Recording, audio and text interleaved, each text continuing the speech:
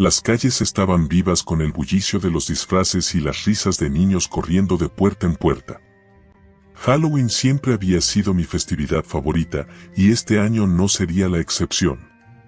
Había esperado todo el mes para la noche del 31, pero esta vez algo se sentía diferente.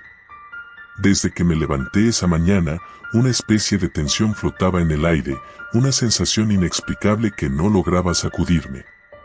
A mis 17 años, ya no me interesaba tanto salir a pedir dulces, pero mis amigos me habían convencido de asistir a una fiesta en la casa abandonada al final de la calle. Es solo una broma, decían. Nadie vive allí desde hace años. La casa era conocida en el vecindario por su historia. Supuestamente, una familia había desaparecido allí en una noche de Halloween, hacía más de una década. Nadie supo lo que realmente había sucedido, y desde entonces, el lugar había sido evitado por todos. Me arreglé con un disfraz simple, una chaqueta negra, jeans y una máscara de calavera que cubría mi rostro.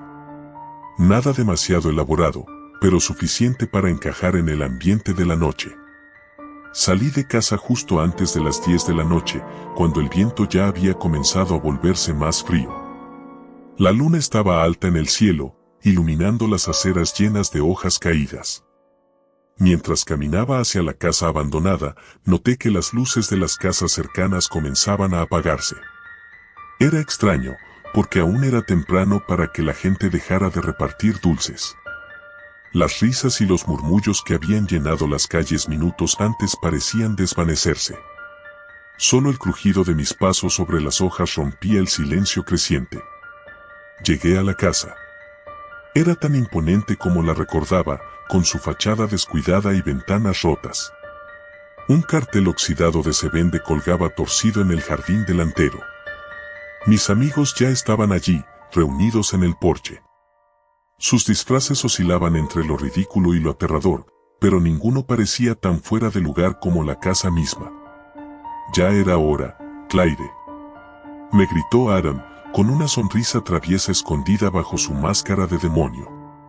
Pensé que te habías acobardado, agregó Sarah, quien estaba vestida como una vampiresa. Me encogí de hombros, intentando parecer despreocupada. Estaba disfrutando de mi último trozo de chocolate, ¿o qué? Ellos rieron, y juntos cruzamos la puerta. La madera crujió bajo nuestros pies, como si la casa misma estuviera respirando. El interior estaba tan descuidado como el exterior, paredes agrietadas, muebles cubiertos de polvo y un olor penetrante a humedad. Sin embargo, lo que más destacaba era el frío. El aire dentro era mucho más helado de lo que debería haber sido en una noche de otoño. Vamos a explorar, dijo Ryan, el más atrevido del grupo. Sacó una linterna de su bolsillo y la encendió, proyectando sombras largas y siniestras en las paredes. Caminamos en silencio, recorriendo cada rincón de la casa. El primer piso no ofrecía mucho, una sala de estar vacía, una cocina desmantelada y una habitación que parecía haber sido usada como oficina. Pero cuando llegamos a la escalera que llevaba al segundo piso, algo cambió. Un sonido apenas audible nos detuvo en seco. ¿Lo oyeron?, preguntó Sarah, su voz temblorosa. Seguramente es el viento, respondí, aunque ni siquiera yo me creía eso. Subimos de todos modos. Cada escalón crujía más fuerte que el anterior, como si la casa no quisiera dejarnos pasar. Cuando llegamos al pasillo del segundo piso, nos dimos cuenta de que no estábamos solos. Había marcas en el suelo polvoriento, como si alguien hubiera estado caminando por allí recientemente. Esto no está bien, murmuró Adam, retrocediendo un paso. ¿Qué pasa? ¿Tienes miedo?, le provocó Ryan, pero incluso él no sonaba tan seguro. La puerta al final del pasillo estaba entreabierta. Desde el interior, una luz parpadeante se filtraba por la rendija. Nadie quería dar el primer paso, pero finalmente, Sarah, siempre la más valiente, avanzó. No puedo creer que tenga que ser yo, dijo, medio en broma, mientras empujaba la puerta con cuidado. La habitación estaba vacía, al menos a primera vista. Solo había una pequeña lámpara sobre una mesa, parpadeando intermitentemente, como si estuviera a punto de apagarse. Pero lo que realmente nos heló la sangre fue lo que estaba escrito en la pared con lo que parecía ser sangre. No todos salen.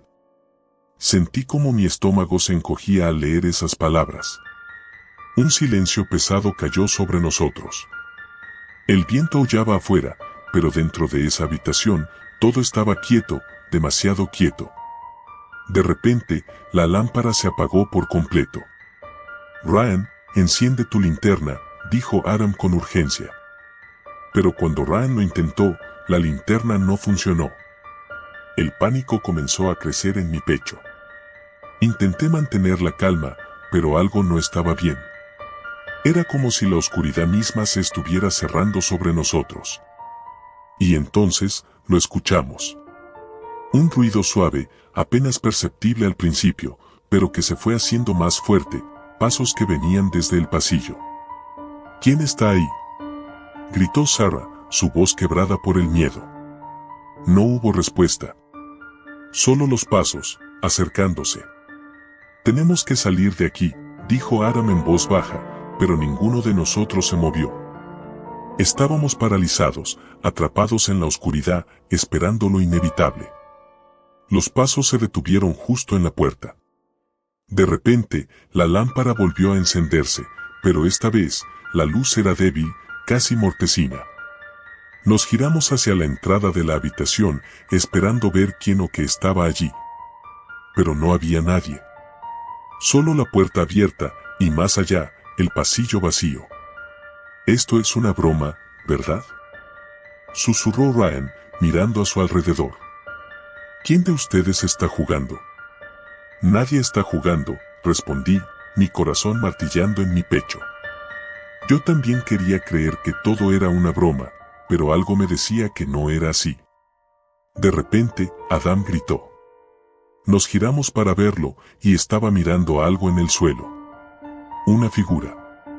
Una sombra oscura que se extendía desde el rincón más alejado de la habitación. No había forma de que esa sombra fuera nuestra.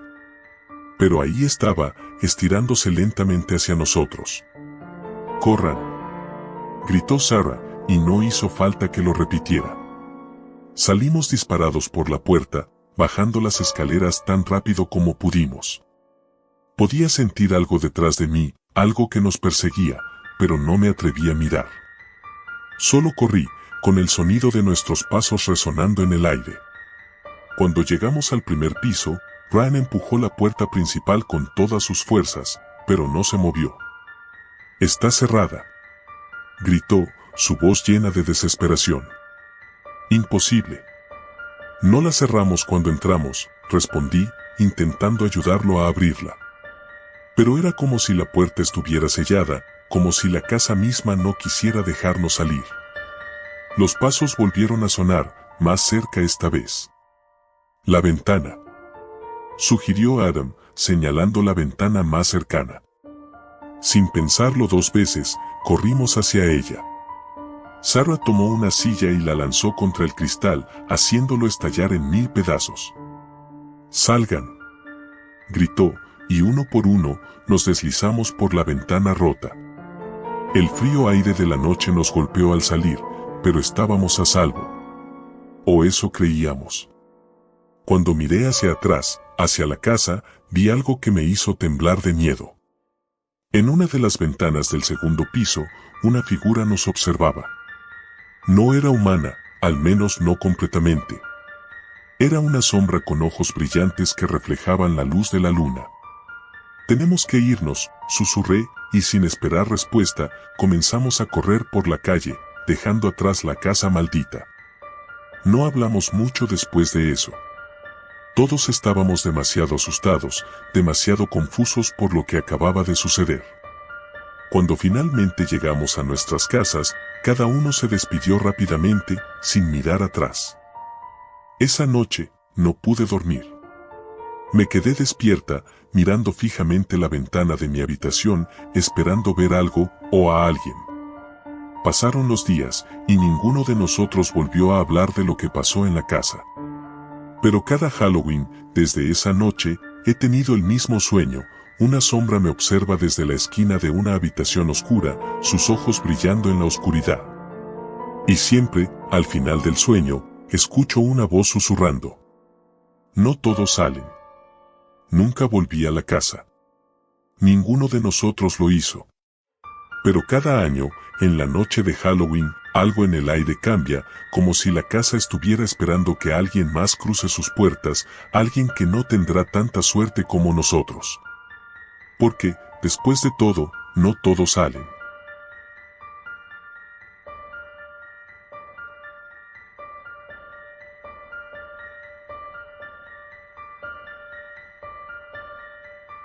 Siempre he odiado Halloween. No lo digo porque tenga algún trauma infantil relacionado con esta fecha ni porque me dé miedo lo paranormal. Simplemente me parece ridículo. La idea de adultos y adolescentes disfrazados, pidiendo dulces o yendo a fiestas temáticas, me resulta absurda. Este año no era la excepción, pero algo en el aire parecía diferente. Lo noté al despertarme, como si una sombra invisible se hubiera asentado en el ambiente, oscura y pesada. Tal vez era solo mi imaginación, influenciada por todas las decoraciones macabras que adornaban las casas del vecindario, pero sentía que algo estaba mal, muy mal. Esa tarde, mientras regresaba del instituto, vi a mis amigos reunidos cerca del estacionamiento. Sabía que estaban planeando alguna idiotez relacionada con Halloween. Mi mejor amigo, Javier, me saludó con una sonrisa cómplice. «Carlos», gritó desde lejos. «Esta noche tenemos algo grande. No te lo puedes perder». Suspiré y me acerqué con desgano. Ya me imaginaba lo que se traían entre manos.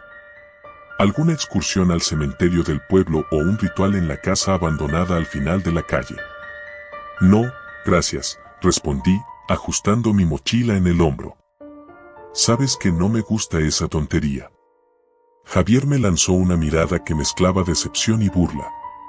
«Vamos, hombre, no seas aguafiestas. Esta vez es diferente. Será la mejor noche de Halloween de nuestras vidas». Esa frase me dejó pensando. Sabía que Javier no decía cosas así a la ligera.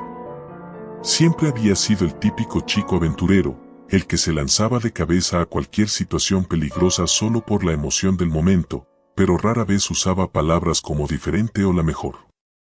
Algo en su tono me hizo dudar.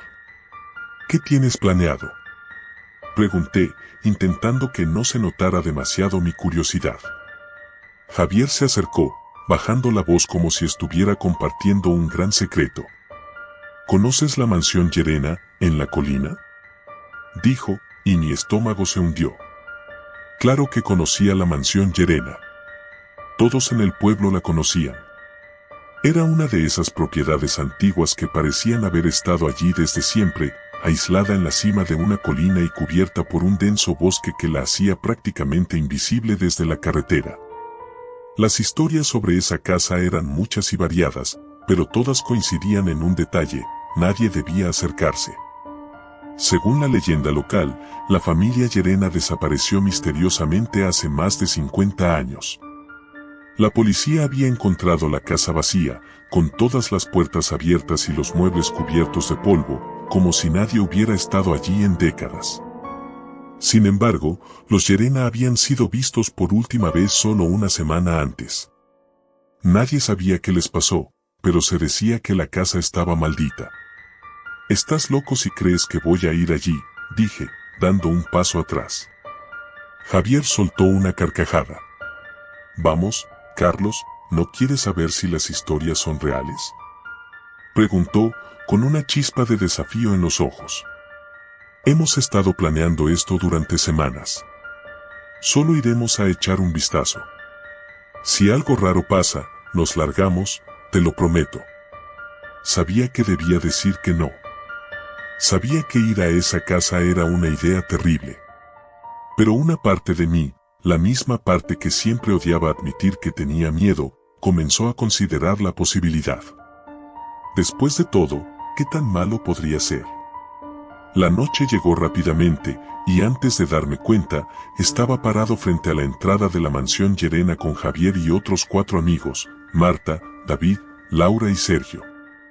Todos llevaban linternas y estaban disfrazados, excepto yo. Mi único disfraz era mi mal humor.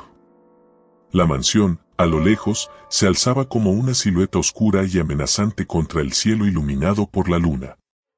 Las ventanas eran agujeros negros que parecían vigilar cada movimiento, y las ramas de los árboles alrededor crujían con el viento, como si susurraran advertencias que ninguno de nosotros podía entender. ¿Estás seguro de que es buena idea?, preguntó Laura, frotándose los brazos como si el frío la molestara, aunque la noche estaba sorprendentemente cálida para ser finales de octubre. Javier sonrió y encendió su linterna, iluminando el camino que llevaba a la puerta principal de la casa. No te preocupes. Solo entraremos, tomaremos algunas fotos y nos largamos. Nada complicado. Mis nervios estaban en alerta máxima, pero no dije nada. Cruzamos el jardín descuidado, evitando las enredaderas que cubrían el camino, hasta llegar a la puerta. Javier la empujó y, para mi sorpresa, no estaba cerrada con llave. Se abrió lentamente, emitiendo un chirrido que hizo eco en el silencio de la noche. El interior estaba aún más oscuro que el exterior. Javier entró primero, seguido de los demás, y yo me quedé atrás, dudando si dar el siguiente paso. El aire dentro de la casa era denso y frío, mucho más frío de lo que debería ser. Esto está muy raro, dije en voz baja, mirando alrededor. La entrada era espaciosa, con un enorme candelabro colgando del techo, aunque todas las velas estaban apagadas. Las paredes estaban cubiertas de polvo, y el suelo de madera crujía bajo nuestros pies. No había muebles, solo una alfombra vieja y rota que cubría parte del suelo. El lugar olía a humedad y a algo más, algo que no pude identificar, pero que me revolvió el estómago. «Esto es increíble», murmuró David, apuntando con su linterna hacia las escaleras que llevaban al segundo piso. «Parece sacado de una película de terror». «Vamos a explorar un poco», sugirió Javier. «Marta y Sergio, vayan por ese pasillo. Laura y David, revisen las habitaciones de arriba. Carlos y yo nos quedamos aquí abajo». ¿Dividirnos?, pregunté, sintiendo como mi mal presentimiento aumentaba. «Será rápido», me aseguró Javier, dándome una palmada en la espalda. «Solo un vistazo y nos vamos». Los demás asintieron y se dispersaron. Marta y Sergio desaparecieron por el pasillo a la derecha, mientras Laura y David subían las escaleras. Javier y yo nos quedamos parados en el vestíbulo. «No me gusta esto», dije, mi voz casi un susurro. «Algo está mal, Javi». «Relájate, hombre», respondió, pero incluso su tono despreocupado sonaba un poco forzado. «Es solo una casa vieja». Nos quedamos en silencio por unos minutos, escuchando los ruidos de nuestros amigos explorando. De vez en cuando, oíamos el crujido de la madera o el sonido lejano de sus voces, pero aparte de eso, todo estaba increíblemente tranquilo. Demasiado tranquilo. «Vamos a revisar el sótano», sugirió Javier de repente, apuntando su linterna hacia una puerta al fondo del vestíbulo que parecía haber estado cerrada por años. Mi instinto gritaba que no lo hiciéramos, pero antes de que pudiera protestar, Javier ya había abierto la puerta. Un hedor nauseabundo salió de la oscuridad, como si algo muerto estuviera ahí abajo. «Por Dios, ¿qué es ese olor?», pregunté, tapándome la nariz con el brazo. Javier me miró, su rostro iluminado por la linterna. «Eso es lo que vamos a averiguar». Comenzamos a bajar las escaleras lentamente. Cada paso hacía que el mal presentimiento en mi estómago creciera. El aire estaba aún más frío, y el olor a podredumbre se hacía más fuerte a medida que nos acercábamos al final. Cuando llegamos al sótano, Javier encendió su linterna, revelando una pequeña habitación de piedra. Había cajas viejas apiladas en las esquinas y estanterías cubiertas de polvo, pero lo que más llamó mi atención fue una puerta de metal al fondo de la habitación. «¿Qué crees que haya ahí?», Pregunté, con el corazón latiendo rápido. Javier se acercó lentamente a la puerta y la empujó. Estaba cerrada, pero parecía débil, como si no hubiera sido usada en años. Con un poco de esfuerzo, logró abrirla. Detrás de la puerta había un túnel oscuro que se perdía en la distancia. Esto es raro, murmuró Javier, y por primera vez lo vi dudar. Creo que deberíamos irnos, dije. No me gusta nada esto. Solo un vistazo más, insistió. Empezamos a caminar por el túnel. La oscuridad nos envolvía por completo, y el eco de nuestros pasos era lo único que rompía el silencio. No sé cuánto tiempo caminamos, pero la sensación de estar siendo observado crecía con cada segundo. Finalmente, llegamos a una pequeña habitación al final del túnel. En el centro había una especie de altar hecho de piedra, cubierto de símbolos que no pude entender. Y sobre el altar, había algo que me heló la sangre, una caja de madera oscura, con inscripciones talladas en su superficie. ¿Qué es eso?, pregunté, retrocediendo un paso. No lo sé, respondió Javier, acercándose más. Antes de que pudiera detenerlo, Javier abrió la caja. Un grito desgarrador llenó el aire, un sonido inhumano que me hizo cubrirme los oídos. Las paredes del túnel comenzaron a temblar y sentí que el suelo bajo mis pies se movía. Javier cayó al suelo, agarrándose la cabeza, gritando de dolor. «Tenemos que salir de aquí», grité, tirando de su brazo para levantarlo. Pero era demasiado tarde. Algo oscuro y maligno se había liberado de esa caja. Un viento helado recorrió el túnel, apagando nuestras linternas. La oscuridad nos envolvió por completo, y supe en ese momento que no saldríamos de la mansión Llerena con vida. No sé cómo llegué hasta aquí, escribiendo esto. Pero si alguien lo lee, por favor, no vayas a esa casa.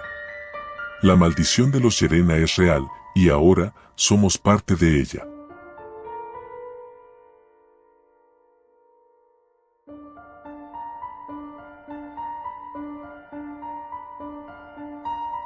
Siempre fui escéptico sobre Halloween. Los disfraces, las historias de terror, la gente pidiendo dulces, todo me parecía un intento desesperado por aferrarse a algo espeluznante en una vida rutinaria y aburrida. Mi grupo de amigos, en cambio, siempre amó esa fecha. Año tras año organizaban la fiesta más elaborada, con decoraciones de miedo, luces parpadeantes y, claro, la típica sesión de historias de terror. Nunca participaba mucho, solo escuchaba, a veces reía para no parecer aguafiestas, pero en mi mente siempre lo veía como pura fantasía. Este año, sin embargo, algo cambió. La noche comenzó como cualquier otra Halloween. Mis amigos, Pedro, Sara y Marcos, se habían encargado de organizar la fiesta. Habían alquilado una casa antigua en las afueras del pueblo, una de esas casas que parecen sacadas de una película de terror. La casa tenía una historia, claro. Supuestamente, había sido escenario de un asesinato hacía varias décadas, pero nadie sabía exactamente qué había sucedido. Algunos decían que la casa estaba embrujada, que cosas extrañas ocurrían allí por la noche.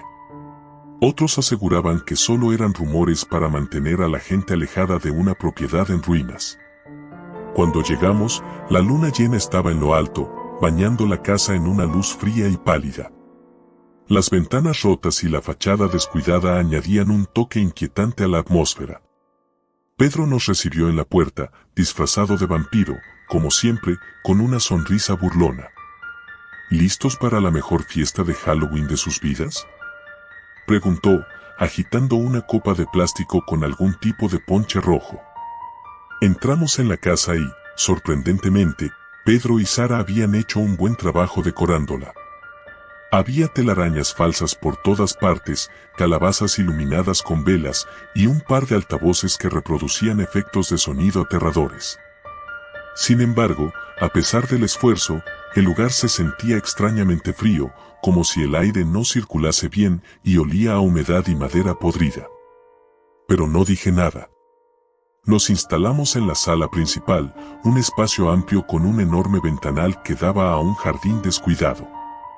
Las luces estaban tenues y el sonido del viento golpeando contra las ventanas le daba un toque aún más sombrío al ambiente.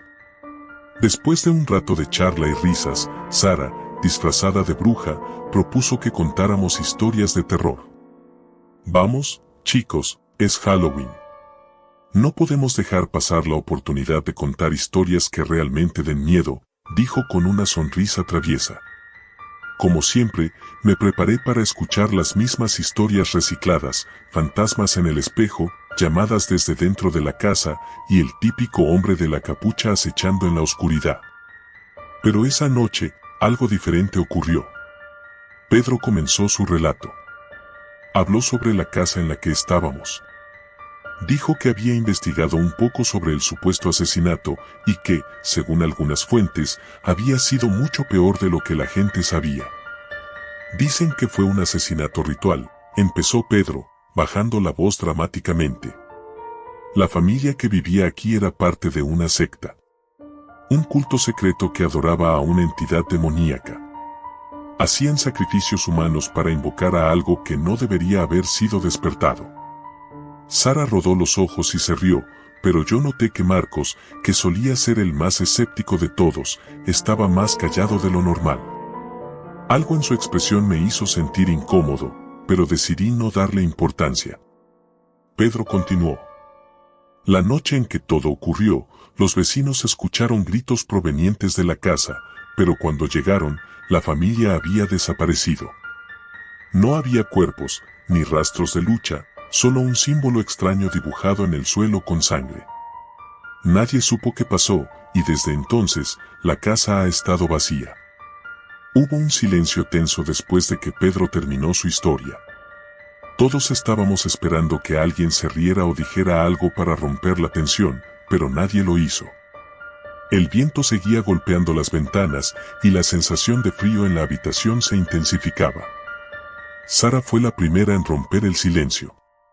Es solo una leyenda, Pedro. Nada de eso es real.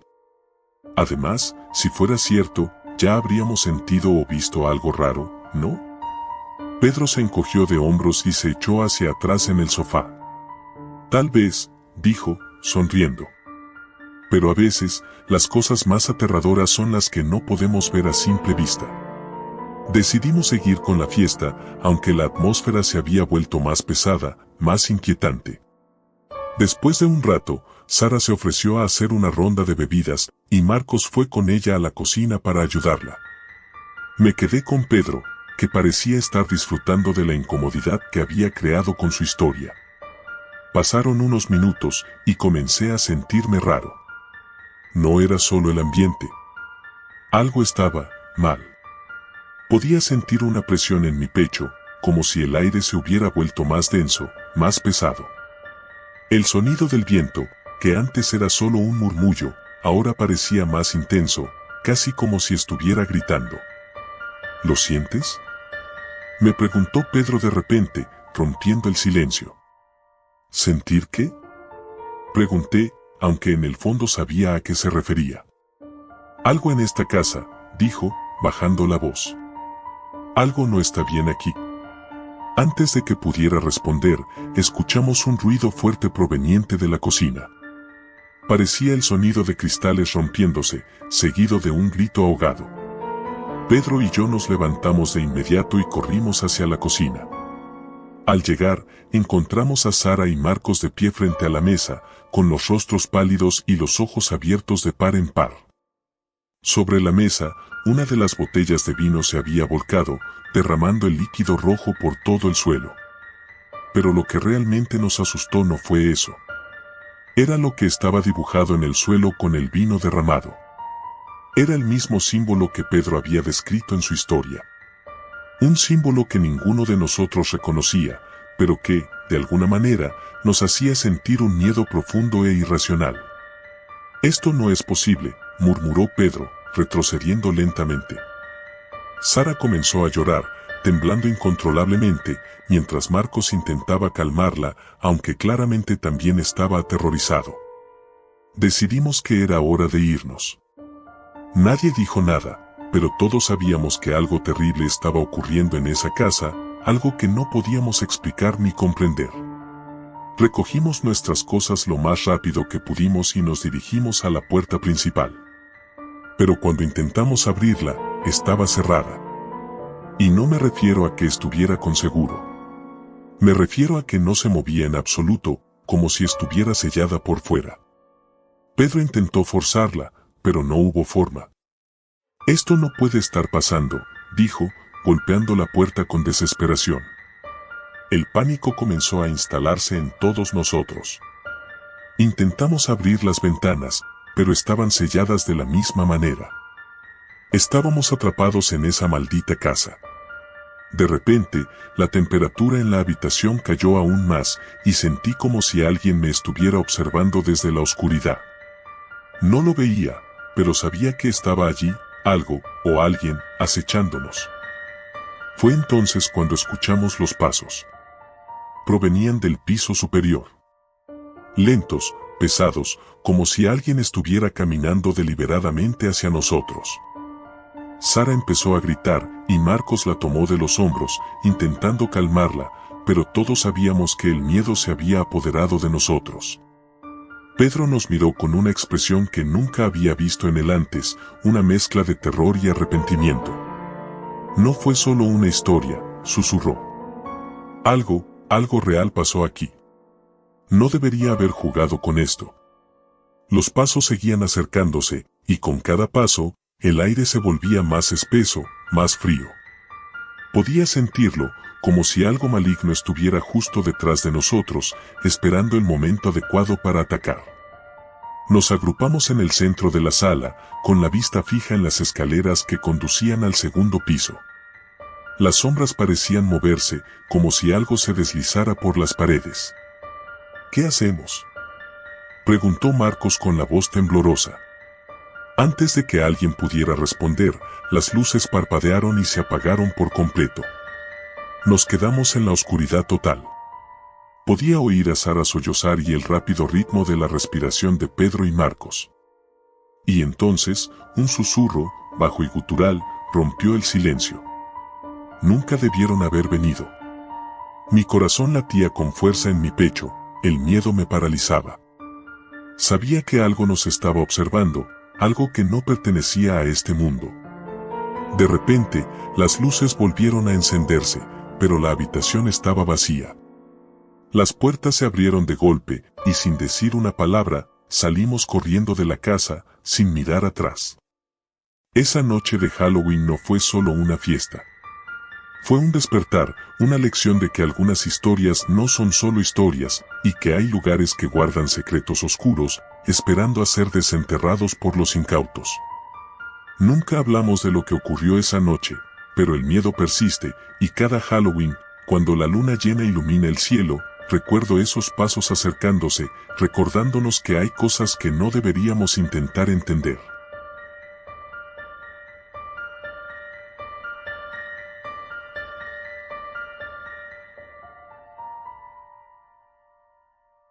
Siempre me he considerado a alguien bastante racional. No creo en fantasmas, ni en brujas, ni en todas esas tonterías que rodean Halloween. Para mí, la noche del 31 de octubre era solo una excusa para disfrazarse y pasar un buen rato con amigos. Hasta esa noche. Todo comenzó cuando decidimos hacer algo diferente para Halloween.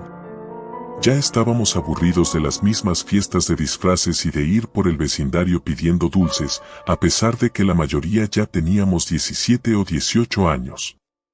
Entonces, Javier, siempre buscando algo emocionante, sugirió que jugáramos a un juego que había escuchado en internet. Se llama el juego de Halloween, nos explicó en el grupo de WhatsApp. Es simple, haces un ritual a la medianoche y, si todo sale bien, el espíritu de la reina de las sombras aparece para concederte un deseo. Todos, por supuesto, nos burlamos. Parecía un truco barato de alguna página de internet para asustar a adolescentes aburridos. Sin embargo, cuanto más Javier insistía, más se encendía mi curiosidad. ¿Qué tenía de especial este juego? Al final, nos convenció, y 5 de nosotros acordamos reunirnos en su casa esa noche: Javier, Andrea, Leo, Sofía y yo, Marcos. Javier vivía en una casa antigua al final de nuestro barrio. Era el tipo de lugar que ya de por sí daba escalofríos. Al llegar, todos íbamos disfrazados, más por tradición que por otra cosa. Javier había preparado todo: velas negras, una tabla ouija, aunque decía que no la necesitaríamos para el juego, y un círculo de sal en el suelo. Todo parecía sacado de una película barata de terror. Nos reunimos en la sala de estar, con las luces apagadas, y Javier nos explicó las reglas. Para que funcione, dijo mientras encendía las velas alrededor del círculo de sal, todos debemos entrar en el círculo exactamente a la medianoche. Debemos estar en completo silencio y concentrados en lo que más deseamos. Si todo va bien, la reina de las sombras aparecerá en nuestros sueños y, cuando despierte, el deseo que pedimos se habrá cumplido. Sonaba absurdo, pero estábamos allí para divertirnos. Nos reímos un poco mientras tomábamos asiento dentro del círculo, y, a las 11:59, guardamos silencio. Las velas titilaban suavemente, proyectando sombras en las paredes. El ambiente se sentía pesado, aunque pensé que tal vez era la sugestión o simplemente la tensión de la situación. Mientras la aguja del reloj se acercaba a las 12, noté que Sofía parecía más nerviosa de lo normal. Sus manos temblaban y su respiración era irregular. No le dije nada, probablemente estaba más asustada de lo que quería admitir. Finalmente, el reloj dio las 12 campanadas. Nos quedamos en silencio, esperando algo. No ocurrió nada. Las velas seguían encendidas. No hubo ningún sonido extraño, ningún viento que sacudiera las ventanas. Nos miramos entre nosotros, intercambiando miradas de confusión. Al cabo de unos minutos, Javier, visiblemente decepcionado, se levantó. «Supongo que no ha funcionado», dijo encogiéndose de hombros. «Vamos a dormir». Nos repartió los sacos de dormir y nos instalamos en el suelo de la sala. Aunque no estaba asustado, había algo en el ambiente que me incomodaba. Me acosté en mi saco de dormir, mirando el techo y esperando a que el sueño llegara, pero mi mente no dejaba de pensar en lo que acabábamos de hacer. Cerré los ojos, y fue entonces cuando lo sentí. Primero fue un escalofrío, que recorrió mi columna desde la nuca hasta la base de la espalda. Era como si el aire en la habitación hubiera cambiado. Abrí los ojos de golpe, pero todo estaba igual. Todos parecían estar dormidos, aunque no podía ver bien a través de la oscuridad. Me acomodé de nuevo, intentando ignorar esa sensación, pero entonces escuché algo. Era un susurro, apenas audible, pero definitivamente allí. «Marcos», decía. «Marcos, ven». Sentí mi corazón latir más rápido. Me senté lentamente, tratando de localizar el origen del sonido. Todo estaba en silencio, excepto por el susurro que parecía moverse a mi alrededor, como si alguien caminara en círculos a mi alrededor. Me levanté, con el cuerpo tenso y la piel erizada. Mi respiración era superficial, pero intentaba no hacer ruido. Caminé hacia la puerta de la sala, sintiendo que algo, o alguien, me estaba observando. A cada paso, el susurro se hacía más fuerte, y entonces lo vi. Allí, parada en la esquina más oscura de la sala, había una figura. No era más que una silueta, envuelta en sombras. No tenía rostro, pero sus ojos, 2 agujeros vacíos, estaban fijos en mí. El aire se volvió denso, casi irrespirable. El susurro ahora resonaba en mi cabeza, como si la figura estuviera dentro de mi mente. Corrí hacia la puerta, desesperado por salir de allí.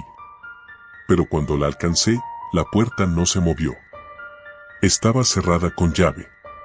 Giré el pomo con fuerza, pero nada.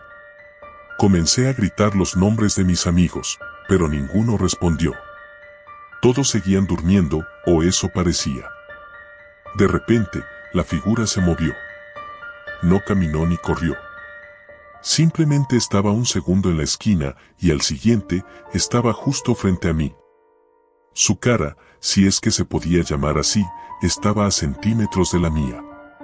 Un frío intenso me invadió el cuerpo y caí al suelo, incapaz de moverme. Marcos, susurró de nuevo, pero esta vez su voz era más clara, más nítida. Tu deseo.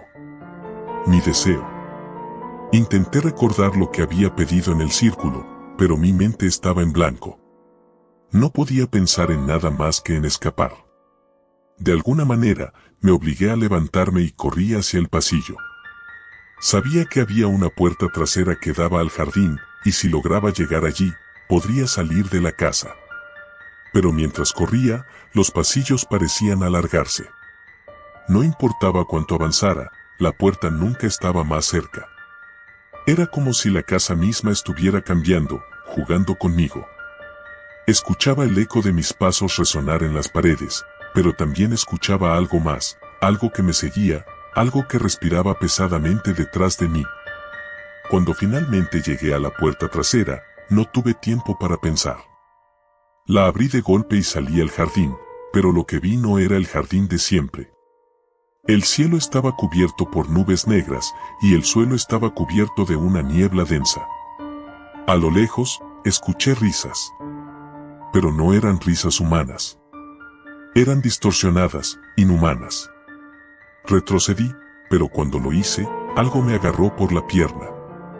Miré hacia abajo y vi una mano emergiendo de la niebla, una mano fría y huesuda que tiraba de mí con fuerza. Grité, pateando y luchando para liberarme, pero la mano no me soltaba. Entonces, la escuché de nuevo. La voz. Tu deseo, Marcos. ¿Recuerdas? Y lo recordé. Lo había pedido como una broma, sin pensar en las consecuencias. Deseo que Halloween sea eterno, había dicho. Solo era una frase estúpida, una manera de burlarme del juego. Pero ahora, entendía. Halloween sería eterno. Para mí. La mano me arrastró hacia la niebla, y todo se oscureció. Desperté con un grito. Estaba de nuevo en la sala, con mis amigos a mi alrededor. Todos dormían profundamente, como si nada hubiera pasado. Me levanté de golpe, con el corazón acelerado. ¿Había sido solo un sueño? Miré el reloj, las 12:01. Apenas había pasado un minuto desde que comenzamos el ritual. Pero todo se sentía tan real. Decidí no decir nada a los demás. Quizás solo había sido mi imaginación jugando conmigo. Sin embargo, cuando todos despertamos al día siguiente, algo estaba mal. El sol no salió.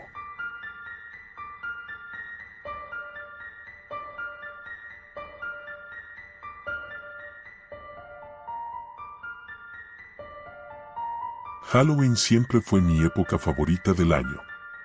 La única noche en la que se esperaba que te disfrazaras de monstruo, bruja o cualquier cosa espeluznante sin que te miraran raro. Yo, Marta, esperaba esa noche con ansias cada año, y 2023 no iba a ser la excepción. No iba a dejar que nada me lo arruinara, aunque, si soy honesta, algo dentro de mí me decía que ese año sería diferente. Pero lo ignoré. ¿Por qué no lo haría? Era Halloween, ¿qué podría salir mal? Mi mejor amiga, Julia, había organizado una fiesta en su casa, algo que llevaba planificando desde hacía semanas. Sería una fiesta épica, música, disfraces, bebidas y una pequeña sorpresa terrorífica que Julia nos había prometido a todos. Lo que no nos dijo fue que tenía algo más en mente, algo que se saldría completamente de control esa noche. La casa de Julia. Llegué a su casa alrededor de las 9 de la noche. El lugar ya estaba decorado con telarañas falsas, calabazas talladas y luces anaranjadas que parpadeaban en las ventanas.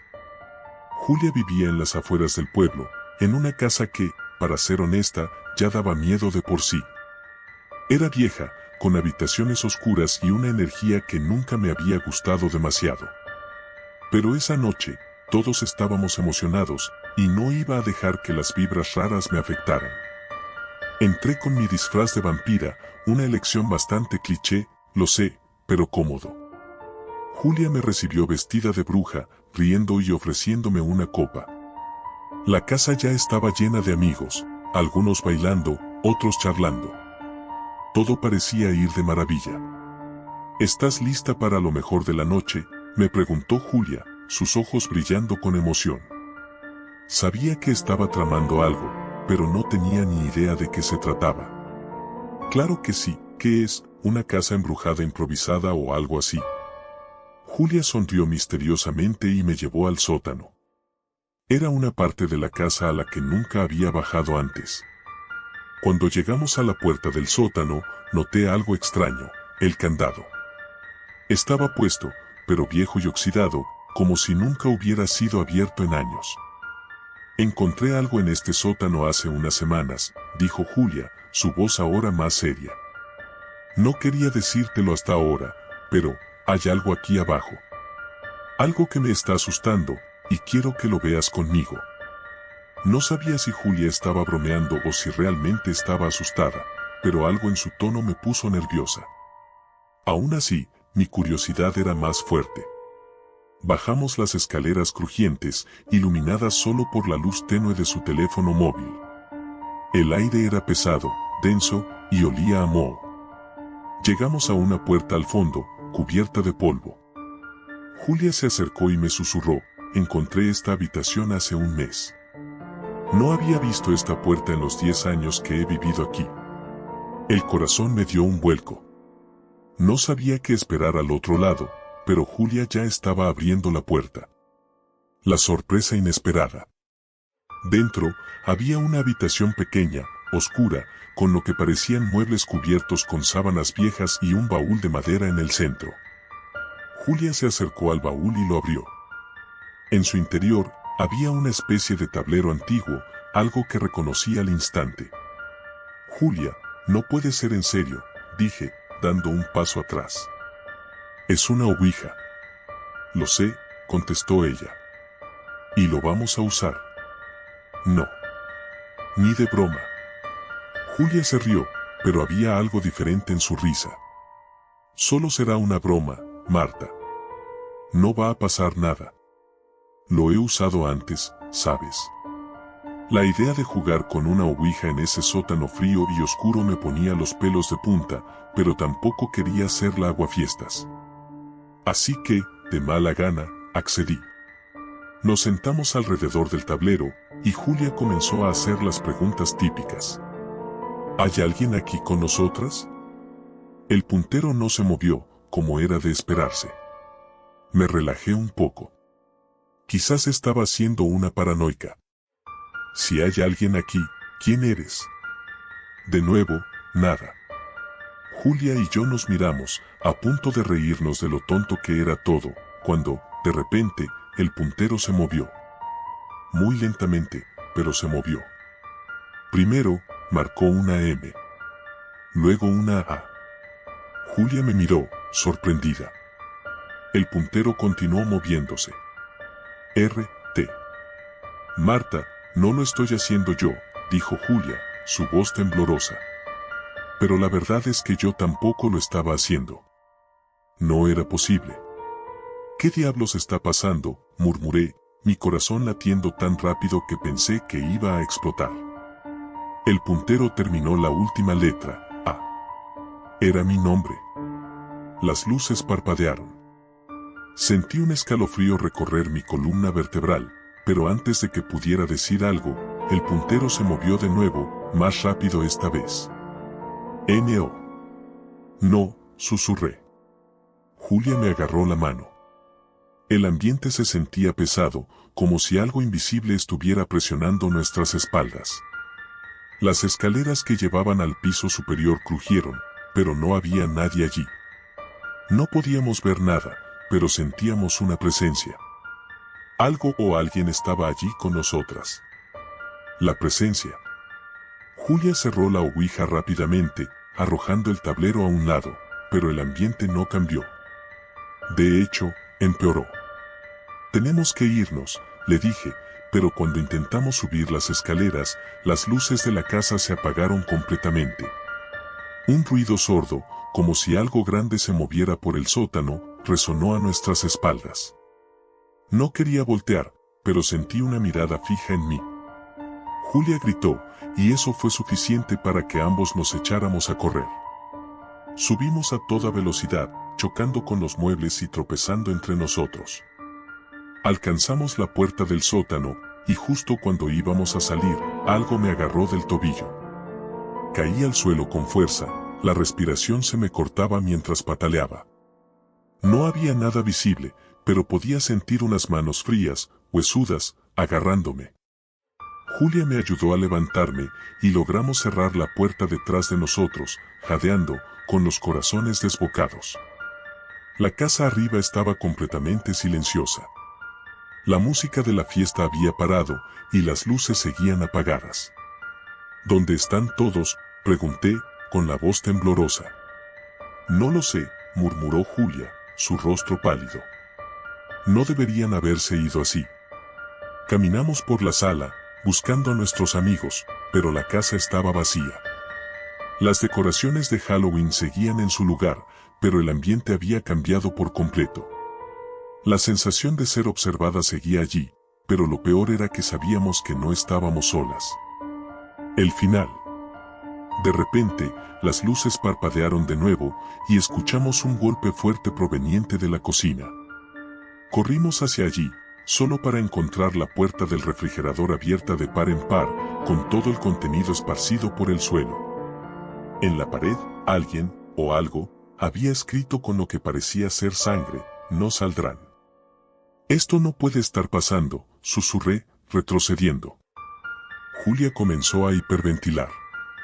Tratamos de salir de la casa, pero cada vez que lo intentábamos, las puertas no abrían. Era como si algo las estuviera bloqueando del otro lado. Golpeamos las ventanas, gritamos, pero no había respuesta. No había nadie afuera.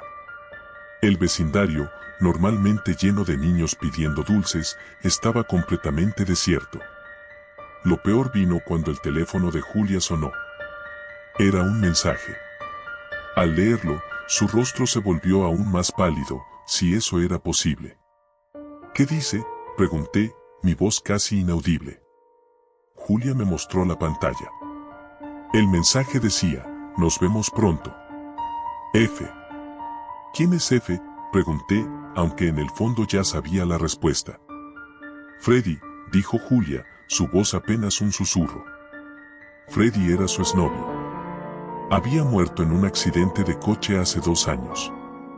En ese momento, la puerta del sótano comenzó a abrirse lentamente.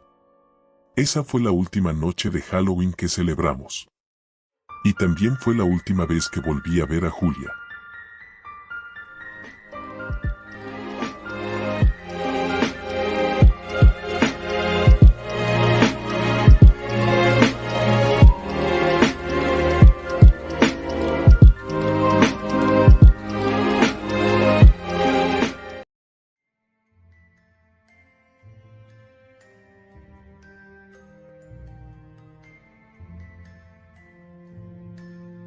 Nunca creí en maldiciones. Siempre pensé que esas historias eran solo para vender libros de misterios o atraer turistas a ruinas antiguas. Incluso cuando estaba estudiando arqueología, mis profesores hablaban de ellas con una sonrisa irónica, como si fuera parte de la tradición, pero nada más. Hasta que me topé con el sarcófago. Ahí, todo cambió. Mi nombre es Paula, y esta es la historia de cómo una simple expedición arqueológica se convirtió en mi peor pesadilla. Era una tarde calurosa de agosto cuando llegamos al sitio. Un grupo pequeño, 4 personas en total: el profesor Gómez, el jefe de la expedición, Claudia, una estudiante de doctorado que ya había trabajado en varias excavaciones importantes, Alejandro, el experto en conservación, y yo, que acababa de terminar mi 2º año en la universidad. Este era mi primer viaje real al campo, y estaba emocionada de aprender todo lo que pudiera. Nos encontrábamos en Egipto, en una zona cercana a Saqqara, donde el gobierno había aprobado una excavación después de que unos pastores locales reportaran la aparición de un túnel oculto tras un derrumbe. Las autoridades habían investigado y decidido que, efectivamente, podría ser el hallazgo de una tumba desconocida. Y allí estábamos nosotros, listos para abrirla. El primer día fue más de trabajo preliminar que otra cosa. Organizamos el campamento y revisamos los registros geológicos. Pero a la mañana siguiente, comenzamos a excavar. Fue alrededor del mediodía cuando la pala de Alejandro golpeó algo sólido bajo la arena. Al principio pensamos que sería una roca, pero al despejar más el área, vimos que era una entrada sellada. Un portal de piedra, decorado con jeroglíficos apenas visibles por el paso del tiempo, pero no tan deteriorados como para ser irreconocibles. Claudia y el profesor Gómez se emocionaron, y con razón. Algo nos decía que esta tumba no había sido tocada en milenios. Lo que descubrimos dentro era aún más sorprendente. Bajamos con cuidado por un pasillo de piedra hasta una cámara amplia, oscura y fría, que se extendía más allá de la luz de nuestras linternas. Estaba casi vacía, salvo por un gran sarcófago de granito negro en el centro de la sala, de apariencia imponente. No tenía los ornamentos dorados que suelen encontrarse en las tumbas de faraones, pero su diseño era intrigante.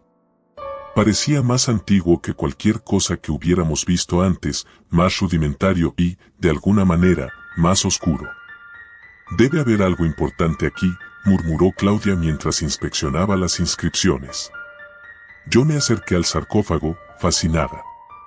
No soy una experta en jeroglíficos, pero las inscripciones que cubrían la piedra no parecían del todo egipcias.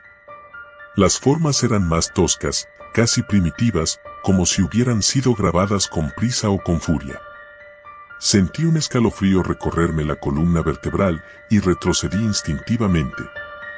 «No reconozco este tipo de trabajo», dijo Alejandro, visiblemente confundido. «Esto no es algo que se encuentre normalmente». El profesor Gómez asintió, más emocionado que preocupado. «No hay duda de que esto es único. Tenemos que abrirlo». Algo dentro de mí gritaba que no debíamos hacerlo, pero ¿quién iba a escuchar a un estudiante de segundo año? Además, mi racionalidad me decía que no había nada que temer. Sin embargo, mientras Alejandro y el profesor Gómez preparaban las herramientas, noté que Claudia estaba incómoda, mordisqueándose las uñas, un hábito que había visto en ella solo cuando estaba realmente nerviosa. Abrir el sarcófago no fue fácil. El granito era espeso y la tapa estaba sellada con una mezcla de resina endurecida que había sobrevivido al paso de los siglos. Trabajamos hasta bien entrada la tarde, con el sol ya comenzando a ponerse y las sombras alargándose en la cámara. Finalmente, con un crujido sordo, logramos mover la tapa apenas lo suficiente para ver el interior. El olor fue lo primero que noté. No era el hedor típico de un cuerpo en descomposición, ni el polvo seco de una tumba cerrada. Era algo más, algo extraño, como si el aire mismo dentro del sarcófago hubiera cambiado con el tiempo, volviéndose rancio y cargado de un olor químico, metálico, pero a la vez extraño, difícil de identificar. «Dios mío», murmuró Alejandro, encendiendo una linterna más potente y apuntando hacia el interior. Esperábamos encontrar una momia, tal vez un faraón olvidado o un noble enterrado en secreto. Pero lo que había dentro era algo diferente. Algo que, en ese momento, no comprendimos. El cuerpo estaba envuelto en tiras de lino, sí, pero no era un humano. O al menos, no lo parecía. Era más delgado, los huesos parecían demasiado largos y las extremidades estaban torcidas de una manera antinatural. Y la cara, no había una cara. No quedaba más que un agujero profundo donde debería haber estado el rostro. El silencio cayó sobre nosotros mientras todos tratábamos de procesar lo que estábamos viendo. «¿Qué es esto?», dijo Claudia, dando un paso atrás. El profesor Gómez parecía fascinado. Se inclinó sobre el borde del sarcófago, susurrando para sí mismo palabras que no pude entender. Alejandro, sin embargo, retrocedió, claramente incómodo. «Esto no está bien», dijo, apagando su linterna. «No deberíamos estar aquí». Yo también sentía lo mismo. Algo en el ambiente había cambiado. La temperatura había descendido drásticamente y una sensación de opresión llenaba el aire. Intenté calmarme, recordándome que solo eran nervios, pero cuanto más tiempo pasaba en esa cámara, más sentía como si algo estuviera observándonos. Fue entonces cuando el profesor Gómez decidió tocar el cuerpo. Todo ocurrió en un instante. El profesor se inclinó sobre el sarcófago, extendiendo la mano para tocar el lino polvoriento que envolvía a la criatura. Al hacerlo, hubo un crujido, como si los huesos de la criatura se estuvieran rompiendo o reajustando. El aire en la cámara se volvió más pesado, como si algo invisible nos envolviera. De repente, el cuerpo se estremeció. Fue un movimiento leve, casi imperceptible, pero lo suficiente para que todos lo viéramos. Claudia gritó, y Alejandro dio un paso atrás, tropezando con sus propios pies y cayendo al suelo. ¿Qué fue eso?, gritó Claudia, con los ojos desorbitados. El profesor Gómez, sin embargo, no se inmutó. Parecía hipnotizado por la criatura, completamente ajeno a lo que estaba ocurriendo a su alrededor. Lo llamé, pero no respondió. En lugar de eso, continuó murmurando en voz baja, cada vez más rápido, mientras se inclinaba más cerca del sarcófago. De repente, la linterna de Alejandro se apagó. Quedamos en la oscuridad por un momento eterno, y en ese instante, sentí que algo estaba mal. Como si hubiera una presencia en la habitación con nosotros, algo que no pertenecía a este mundo. Luego, la linterna volvió a encenderse, parpadeando, pero lo suficiente para que viéramos que el cuerpo en el sarcófago ya no estaba en la misma posición. Algo lo había movido. El terror fue inmediato. Quise correr, salir de esa maldita tumba y no mirar atrás. Pero el profesor no se movía. Permanecía allí, inclinado sobre el sarcófago, inmóvil, como si estuviera en trance. Lo llamé una vez más, esta vez con más fuerza, pero no respondió. Solo entonces me di cuenta de que algo más estaba ocurriendo. La criatura se estaba moviendo. Lentamente, los vendajes comenzaron a desenredarse, revelando una piel pálida, casi translúcida, debajo. Las extremidades largas y delgadas empezaron a moverse, como si estuvieran despertando después de siglos de sueño. Y el hueco donde debería haber estado el rostro, algo se movía dentro de él, algo que no debería existir. No sé cómo logré reaccionar. Corrí hacia el profesor, lo agarré por el brazo y tiré de él con todas mis fuerzas. Claudia y Alejandro ya estaban en la entrada de la cámara, gritándome que saliera, pero el profesor seguía sin reaccionar. Finalmente, logré sacarlo de su trance. Sus ojos, cuando me miraron, estaban vacíos, como si hubiera visto algo que no podía comprender. Sin decir una palabra, comenzó a correr hacia la salida conmigo a su lado. Al llegar a la superficie, la noche ya había caído. Los cuatro estábamos aterrados, sin saber qué hacer. Alejandro, el más sensato de todos, dijo que debíamos informar a las autoridades y cerrar la tumba para siempre. Claudia estaba de acuerdo. Pero el profesor, aunque sacudido, insistía en que debíamos volver. Decía que había algo más que necesitábamos descubrir. Esa noche, no pude dormir. Escuchaba ruidos, como susurros que parecían provenir de las paredes de mi tienda. Cada vez que cerraba los ojos, veía esa criatura, moviéndose lentamente en mi mente. Y sentía una presencia, una sombra que se cernía sobre nosotros. A la mañana siguiente, cuando salí de mi tienda, me di cuenta de que el profesor Gómez no estaba en el campamento. Ni Alejandro ni Claudia sabían dónde había ido, pero no tardamos mucho en descubrirlo. Lo encontramos dentro de la cámara, frente al sarcófago, murmurando las mismas palabras que había susurrado el día anterior. Pero esta vez, algo más había cambiado. La criatura, o lo que quedaba de ella, estaba de pie, a su lado. No era un cuerpo inerte.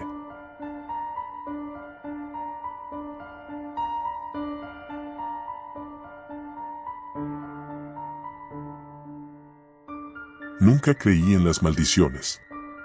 Para mí, el misterio del antiguo Egipto, con sus faraones y sus pirámides, siempre fue algo fascinante, pero lejano, un cuento más de los que se leen en los libros de historia. Sin embargo, lo que experimenté ese verano cambió mi perspectiva por completo. No importa lo que creas, hay cosas que simplemente no pueden explicarse. Mi nombre es Javier y tenía 19 años cuando decidí unirme a una excavación arqueológica en Egipto. Era una oportunidad única, parte de un programa de intercambio con la universidad. Mi pasión por la arqueología y la historia me llevó hasta allí, donde esperaba descubrir piezas y monumentos fascinantes, tomar muchas fotos, aprender sobre civilizaciones antiguas y, con suerte, tener algunas anécdotas interesantes para contarle a mis amigos. Lo que jamás imaginé fue que me vería atrapado en una pesadilla de la que aún hoy me cuesta hablar. Todo comenzó en una calurosa tarde de junio. Nos encontrábamos en una excavación al sur del Cairo, en una zona poco explorada por los equipos modernos. Los arqueólogos locales creían que podía haber una necrópolis escondida bajo las dunas de arena. Yo había leído sobre sitios similares, así que la idea de desenterrar tumbas que podrían haber estado cerradas durante milenios me emocionaba. Tras varios días de trabajo bajo el sol abrasador, finalmente ocurrió. Un equipo de obreros egipcios desenterró lo que parecía ser la entrada a una tumba sellada.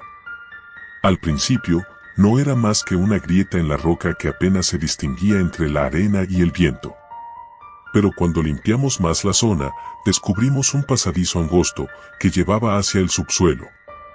La emoción creció en el grupo, especialmente entre los más jóvenes. El jefe de la excavación, el Dr. Alamar, estaba exultante, pues pensaba que habíamos encontrado algo grande. Descendimos lentamente por el pasadizo, usando linternas para alumbrar el camino. El aire en el túnel estaba denso y cargado de un olor que nunca olvidaré, una mezcla de humedad y descomposición, como si el tiempo mismo hubiera dejado una cicatriz en ese lugar. Al final del pasadizo encontramos una gran sala rectangular. En el centro, cubierto de polvo y telarañas, reposaba un sarcófago. Pero no era uno cualquiera. La primera señal de que algo no estaba bien fue la reacción del Dr. Alamar. Mientras lo miraba con el ceño fruncido, susurró algo en árabe que no entendí, pero su tono fue suficiente para que todos nos quedáramos en silencio. El sarcófago era de piedra negra, completamente lisa, sin inscripciones visibles. Eso ya era raro de por sí. Casi todos los sarcófagos que había estudiado estaban cubiertos de jeroglíficos que narraban la vida y muerte del difunto. Pero este estaba vacío de palabras. Solo había símbolos tallados en la tapa, formas que no reconocí y que parecían tener algo primitivo y a la vez extraño.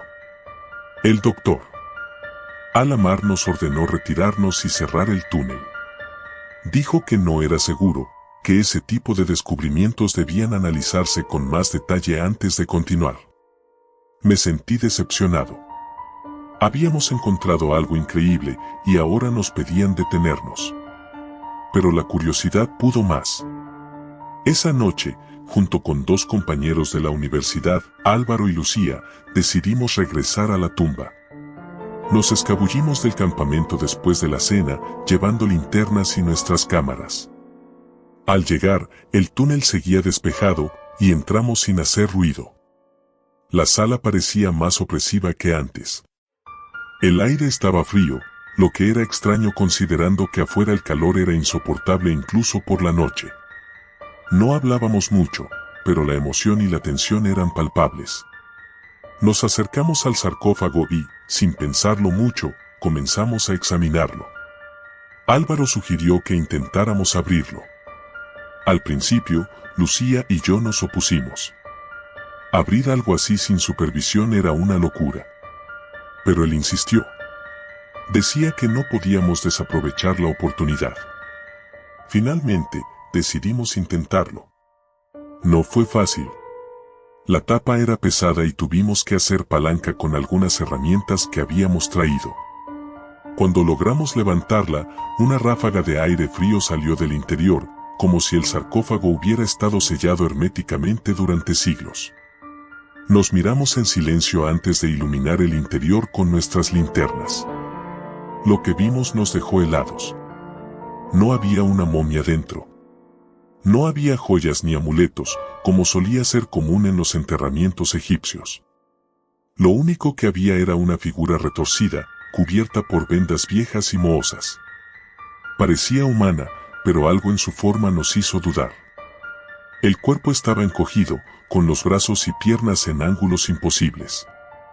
El rostro, jamás podré olvidarlo. No era un rostro humano.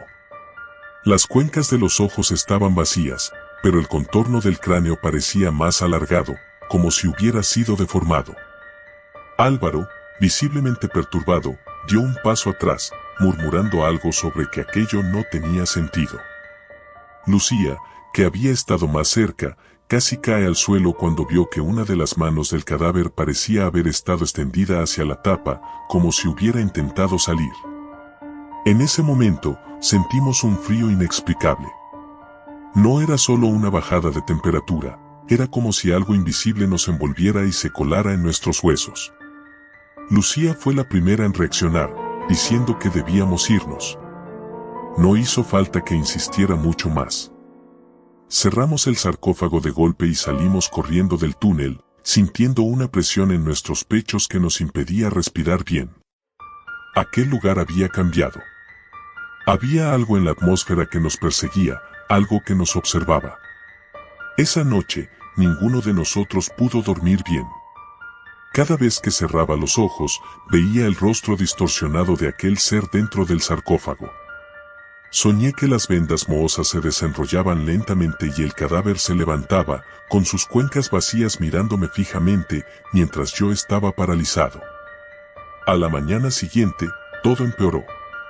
Álvaro no salió de su tienda. Cuando entré para ver cómo estaba, lo encontré sentado en su cama, con la mirada perdida y temblando. Intenté hablarle, pero no respondía. Parecía haber envejecido de golpe, sus ojos estaban hundidos, y su piel, pálida. Lucía también estaba mal, pero en su caso, era peor. No dejaba de gritar. Decía que había algo en la tienda con ella, algo que se movía entre las sombras, observándola. El doctor Alamar nos escuchó y nos ordenó regresar a casa. Sabía que habíamos entrado en la tumba sin permiso, y aunque no dijo mucho, su mirada estaba cargada de preocupación. Nos envió de vuelta a El Cairo esa misma tarde, y 3 días después ya estaba en mi país. Pensé que el terror había quedado atrás, que una vez lejos de aquel sarcófago, todo volvería a la normalidad. Pero estaba equivocado. Días después de regresar, las pesadillas empeoraron. En ellas, el ser del sarcófago no solo se levantaba, también me seguía. Lo veía de pie en la esquina de mi habitación, inmóvil, con su rostro cubierto de vendas, como si esperara el momento perfecto para atacar. No fui el único. Álvaro murió 2 semanas después. Lo encontraron en su apartamento, con la puerta cerrada por dentro, y su cuerpo estaba en la misma posición que el cadáver del sarcófago, con los brazos y las piernas retorcidos, el rostro congelado en una expresión de puro terror. Lucía desapareció. Nadie sabe qué le pasó.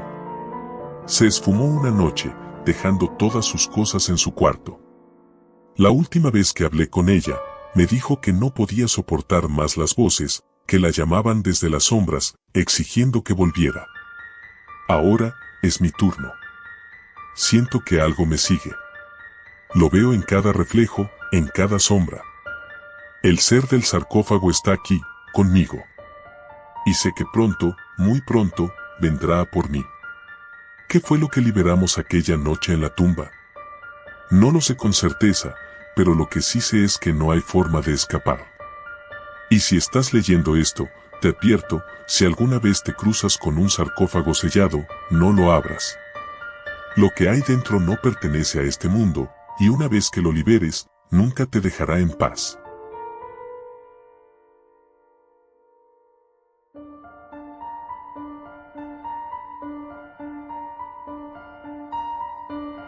Mi nombre es Daniel Martínez, y lo que voy a contarles es una historia que he mantenido en secreto por años. En parte, porque temí que no me creyeran, pero sobre todo porque aún al recordarla, siento un escalofrío recorrerme la columna. Todo empezó durante el verano de mi último año de instituto. Me uní a un grupo de arqueología como parte de un programa especial en la universidad. Lo que parecía un simple proyecto para aprender algo sobre las civilizaciones antiguas, terminó por convertirse en la experiencia más terrorífica de mi vida. El proyecto consistía en acompañar a un equipo de arqueólogos a una excavación en una región remota de Egipto, cerca de un lugar poco conocido y aún sin explorar en el desierto. La universidad había recibido una invitación exclusiva para participar, ya que el equipo había descubierto una tumba no registrada en ningún documento histórico. No era la primera vez que se encontraban sarcófagos en la zona, pero algo en este proyecto se sentía diferente. Había una atmósfera densa, como si el aire mismo quisiera advertirnos de algo. Me uní al grupo con varios compañeros de clase, y aunque algunos de ellos estaban nerviosos, yo estaba emocionado. Siempre me había fascinado la historia egipcia y la posibilidad de estar en el sitio de un hallazgo arqueológico me parecía increíble. Viajamos durante horas en un viejo jeep, adentrándonos en el desierto hasta llegar al campamento base. El sol abrasaba, y la arena parecía querer devorarlo todo. Esa primera noche, antes de comenzar con la excavación, recuerdo que nos reunimos alrededor de una fogata, compartiendo historias y teorías sobre lo que podríamos encontrar. Uno de los arqueólogos, el Dr. Navid, un hombre de mediana edad con ojos intensamente oscuros, habló sobre una leyenda local. Según él, la tumba que íbamos a explorar no era cualquier sepulcro. Era la tumba de un sacerdote oscuro, alguien que había sido condenado al olvido. No había registros oficiales sobre él porque su existencia había sido borrada intencionalmente por los faraones de su época. Se decía que este sacerdote, cuyo nombre nunca se pronuncia, había intentado desafiar a los dioses egipcios mediante rituales prohibidos. Aunque yo no soy muy supersticioso, algo en la mirada del Dr. Navid me incomodó. Su advertencia final fue clara: tengan cuidado con lo que liberan. La excavación comenzó al día siguiente. Descendimos a través de túneles angostos, excavados con cuidado, hasta llegar a una cámara que parecía intocada por siglos. Allí, en el centro, se encontraba un sarcófago. No era como los que habíamos estudiado en clase. Este estaba cubierto por una capa de polvo tan gruesa que parecía una especie de envoltura natural, como si el tiempo mismo hubiera tratado de sellarlo. A su alrededor, en las paredes, había jeroglíficos que ninguno de los expertos del equipo pudo interpretar de inmediato. Parecían un dialecto olvidado, un idioma muerto que incluso los eruditos desconocían. Pasaron 3 días hasta que el equipo logró abrir el sarcófago. Yo estaba ahí, entre los ayudantes, cuando finalmente lo hicieron. Lo primero que noté fue el hedor. Era un olor a putrefacción, algo que no podía ser normal después de tantos siglos. Dentro, había un cuerpo momificado, pero no como lo habíamos visto en otros sarcófagos. La piel del cadáver estaba ennegrecida, casi como si hubiera sido quemada, y sus manos estaban entrelazadas de una forma extraña, como si estuviera sujetando algo que ya no estaba allí. Los arqueólogos comenzaron a examinarlo de inmediato, fotografiando y tomando notas. Pero yo no podía apartar la vista de su rostro. A pesar de estar momificado, los ojos estaban semiabiertos, y había una expresión en el rostro del sacerdote que me dejó inquieto, como si estuviera gritando en silencio. Sentí una especie de mareo y tuve que salir de la cámara. Uno de mis compañeros, Andrés, salió detrás de mí. ¿Estás bien?, me preguntó, pero su voz sonaba lejana. Todo lo que podía escuchar era un susurro, como si algo dentro de la tumba nos estuviera observando, vigilándonos. Esa noche, comenzó lo peor. Me desperté en medio de la noche con una sensación de ahogo, como si algo invisible estuviera sobre mi pecho, impidiéndome respirar. Al abrir los ojos, lo vi. No sé cómo explicarlo, pero era una sombra. No tenía forma definida, pero sabía que estaba ahí, en la esquina de la tienda de campaña. Su presencia era aplastante, como si estuviera drenando toda la energía del aire. Intenté gritar, pero mi voz no salió. Mi cuerpo estaba paralizado, congelado por el terror. Solo pude cerrar los ojos y rezar para que desapareciera. Al día siguiente, intenté hablar con los demás, pero nadie había visto nada. Sin embargo, no fui el único que había tenido una noche inquieta. Andrés me confesó que había tenido pesadillas. En ellas, el sarcófago se abría y una figura oscura salía, susurrándole cosas en un idioma que no entendía. No le di mucha importancia en ese momento, pensando que era solo su mente jugando con él después de lo que habíamos visto. Pero las cosas solo empeoraron. Durante los siguientes días, el ambiente en el campamento cambió. Las noches eran más frías de lo normal y durante el día, algunos miembros del equipo comenzaron a enfermarse. El doctor Navid, que había estado al frente del proyecto, parecía especialmente afectado. Empezó a murmurar en sueños y varias veces lo encontramos caminando por el campamento a altas horas de la noche, completamente desorientado. No debimos abrirlo, repetía una y otra vez. La sensación de que algo estaba mal se hizo insoportable. Una noche, decidí quedarme despierto mientras todos dormían. Quería descubrir si lo que había visto era real o solo producto de mi imaginación. Eran cerca de las 3 de la mañana cuando escuché el sonido. Era un rasguño suave, pero constante, como uñas arrastrándose sobre piedra. Venía de la cámara donde estaba el sarcófago. Mi corazón latía tan fuerte que creí que explotaría en mi pecho, pero algo me empujó a acercarme. Tal vez era curiosidad, tal vez una necesidad de enfrentar mi miedo.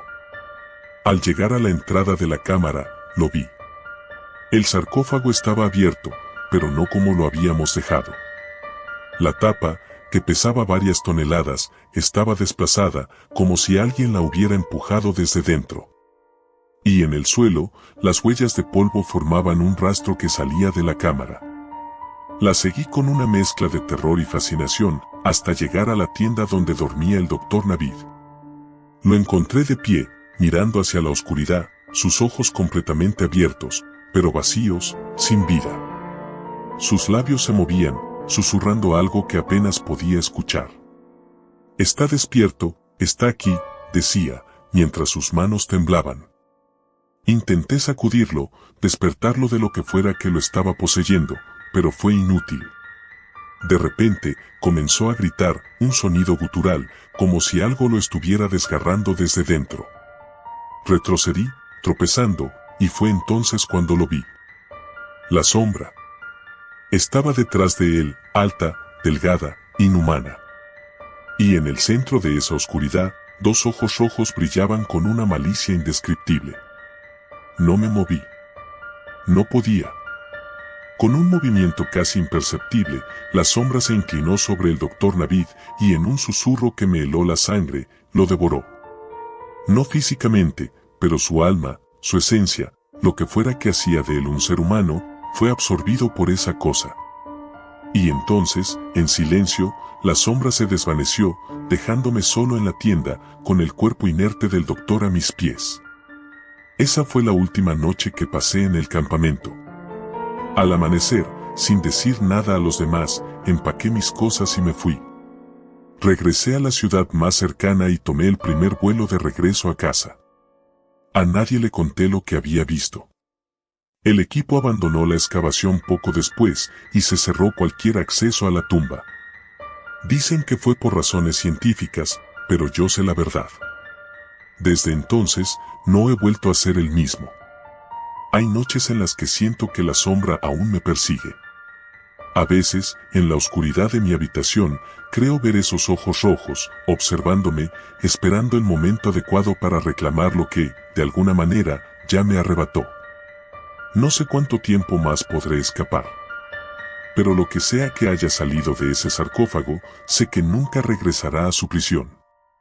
Está aquí, en el mundo, y cada día que pasa, se hace más fuerte.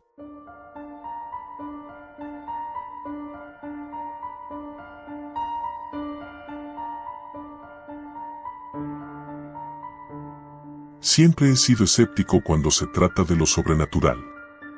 lo fantasmal y lo inexplicable nunca habían sido temas que me quitaran el sueño. Sin embargo, aquella expedición lo cambió todo. Me transformó, y no en el sentido poético. Las cosas que vi, que sentí, no deberían existir en este mundo. Todo comenzó como una aventura académica. Estaba en mi último año de estudios de arqueología en la universidad y había sido elegido para participar en una excavación de verano en Egipto. Mi profesor, el Dr. Archer, era un hombre obsesionado con las tumbas y los misterios de las civilizaciones antiguas. Su pasión nos contagiaba, pero siempre había algo en el que me parecía extraño, una oscuridad en sus ojos que prefería no indagar. Aún así, cuando me invitó a formar parte de su equipo para una investigación en un sitio recién descubierto, no dudé. ¿Quién iba a rechazar la oportunidad de excavar en el Valle de los Reyes? Al llegar a Egipto, el calor era sofocante. El sol parecía devorar todo a su paso, y la arena fina se metía en cada rincón. Después de una semana trabajando bajo el implacable sol, encontramos algo que no aparecía en ninguno de los mapas. Se trataba de una estructura enterrada, diferente de las tumbas tradicionales. Era un pasaje oculto, angosto y profundo, que parecía haber sido sellado hace miles de años. El equipo estaba eufórico. Habíamos encontrado algo que nadie más había visto en siglos. Pero cuanto más nos adentrábamos, más extrañas se volvían las cosas. El aire era denso, casi pegajoso, y una sensación de incomodidad empezó a envolvernos. Al principio, lo achacamos a la emoción del descubrimiento y la fatiga. Pero pronto esa sensación se convirtió en algo más tangible. No era solo cansancio. Había algo en aquel lugar. Llegamos a una cámara principal después de 2 días de ardua excavación. La sala era vasta, adornada con símbolos y jeroglíficos que ninguno de nosotros reconocía, lo que era extraño considerando que habíamos estudiado todas las inscripciones conocidas del antiguo Egipto. En el centro, rodeado de altas estatuas, estaba el sarcófago. Era enorme, más grande que cualquiera que hubiera visto antes. Tallado en una piedra negra que no parecía de este mundo, el sarcófago emitía una energía extraña. A su alrededor había inscripciones que el Dr. Archer intentó descifrar con entusiasmo, pero sin éxito. No podíamos leerlas. El equipo estaba emocionado, pero yo no podía evitar sentir una creciente incomodidad. Es solo emoción, debes estar cansado, me repetía a mí mismo. Sin embargo, mi cuerpo parecía rechazar ese lugar de una forma visceral. Sentía que algo oscuro y antiguo nos observaba, algo que no comprendíamos. El Dr. Archer, a pesar de los nervios de algunos de nosotros, insistió en abrir el sarcófago esa misma noche. No había razón lógica para esperar. La idea me aterrorizaba, pero como siempre, seguí al grupo. El doctor dijo que era un descubrimiento demasiado grande para demorar. Cuando las enormes bisagras crujieron al abrirse, el sonido resonó en las paredes de la cámara, como un gemido profundo. El aire dentro estaba frío, lo que no tenía sentido considerando las temperaturas extremas del exterior. Dentro del sarcófago, en lugar de un cuerpo momificado, encontramos algo que nos dejó perplejos, un cuerpo perfectamente conservado, pero no envuelto en vendas, ni embalsamado. Parecía como si hubiera muerto hacía apenas unas horas. El rostro de la figura era hermoso y aterrador al mismo tiempo, con facciones perfectas, pero ojos cerrados que parecían contener un profundo conocimiento. No sabíamos qué hacer. El Dr. Archer estaba maravillado, pero algo en mí gritaba que saliéramos de allí inmediatamente. Entonces, ocurrió algo que me hizo perder la razón. Uno de los estudiantes, Mark, se inclinó hacia el sarcófago para examinar mejor el cuerpo. Apenas tocó la superficie, el cadáver abrió los ojos. No fue un movimiento rápido. Fue lento, calculado, como si hubiera estado esperando este momento. Nos quedamos congelados. Aquellos ojos no eran humanos. Eran profundos, oscuros y fríos como la muerte misma. Mark tropezó hacia atrás, cayendo al suelo. El doctor Archer, increíblemente, seguía sonriendo como si estuviera frente al descubrimiento de su vida. Y entonces, el cadáver, no, esa cosa, se levantó. No había rigidez en sus movimientos, sino una fluidez inquietante. Nos miró a cada uno, evaluándonos, como un depredador elige a su presa.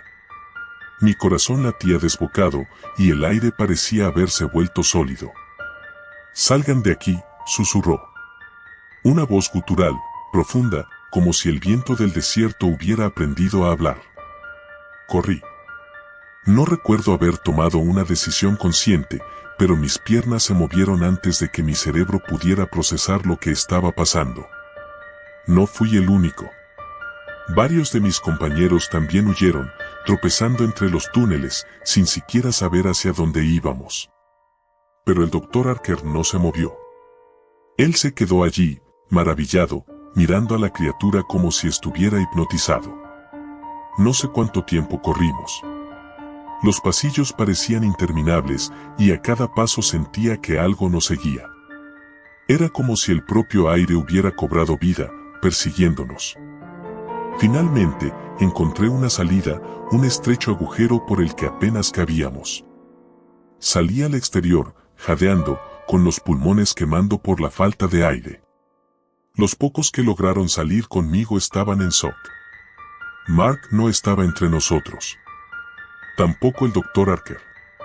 No podíamos regresar por ellos. Ninguno de nosotros tenía el valor de hacerlo. Nos quedamos fuera, observando la entrada de la tumba con una mezcla de horror y alivio por haber escapado. Pero algo en mí sabía que esto no había terminado. Esa noche, mientras intentábamos comunicarnos con la universidad y las autoridades locales, ocurrió algo que ninguno de nosotros había anticipado. La criatura había salido también. Lo supimos porque Mark apareció de repente, caminando hacia nosotros desde la entrada del túnel, pero algo en él no estaba bien. Se movía de forma extraña, rígido, como una marioneta. Sus ojos no eran los de Mark. Estaban vacíos, oscuros, como los de la criatura que habíamos despertado. «Ayúdenme», dijo con una voz hueca, sin emoción. Nadie se movió. Sabíamos que no era Mark, no del todo. Y entonces, lo que alguna vez había sido nuestro compañero se desplomó en el suelo, inerte, como si una cuerda invisible que lo mantenía de pie hubiera sido cortada.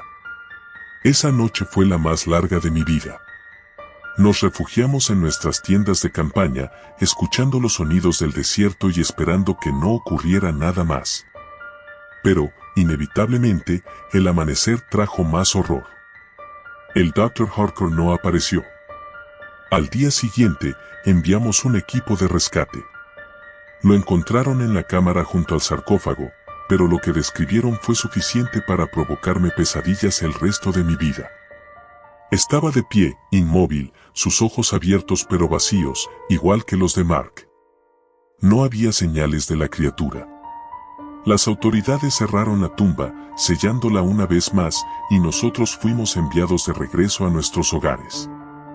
Nos ordenaron no hablar de lo ocurrido. Dijeron que era por nuestro bien. Que el mundo no estaba preparado para conocer lo que había allí abajo. Pero algo me dice que no lo sellaron del todo. Que algo quedó suelto. Desde entonces, he tenido la misma pesadilla todas las noches, esos ojos oscuros, observándome, esperando el momento adecuado para volver a abrirse. Lo peor de todo es que, a veces, despierto en medio de la noche, sintiendo que alguien me observa. Sé que no estoy solo, aunque no vea nada en la oscuridad. Algo me sigue, algo que debería haber quedado encerrado en aquel sarcófago. Y sé que, tarde o temprano, vendrá por mí también. Al final, he llegado a comprender que algunas tumbas deben permanecer selladas. Algunas puertas no deben abrirse, y hay secretos que es mejor no desenterrar. Porque lo que descansa en el silencio del sarcófago nunca estuvo realmente muerto. Solo estaba esperando.